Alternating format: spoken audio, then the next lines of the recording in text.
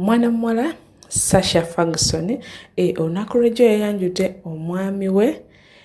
Canary Mugume ono akola ku NBS TV olunaku lw'ejjo yagenze n'amwanjula wali eri maka g'abazadde be. Mujjukira bulungi nti nno bano eno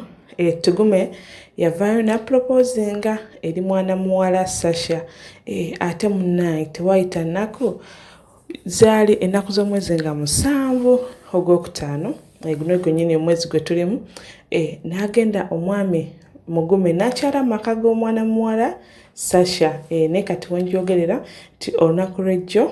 bambi Sasha yagenze n'ayanjula omwami we maka g'abazadde be bambi lyabadde ssanyu jjereere nga bw'okiwulira naye ate olunaku lumu emabega ate Sasha era yatikkiddwa Makerere wali eri y'omu ku baana abatikkiddwa bambi ne tugamba nti nno weebale kusoma y'omu ku batikkiddwa ate n'abazadde babadde bakyali mu ssanyu ly'okutikkira ate bambi omwana n'abakubako omukolo ogw'okwanjula eyayanjudde omwami we mu scientific wedding nti nno abangi tebaakutegeddeko ng'era n'okukyala we kwali naye kankutuuseeko ka vidiyo mukwano gwange naawe weerabireko ku ki ekyabaddeyo weebale kwekumira ku Princess Grosh gwena atanaba kusubscribinga mukwano subscribinga weegwatte ku family ate gwe yasubscribinga edda nkwagala nnyo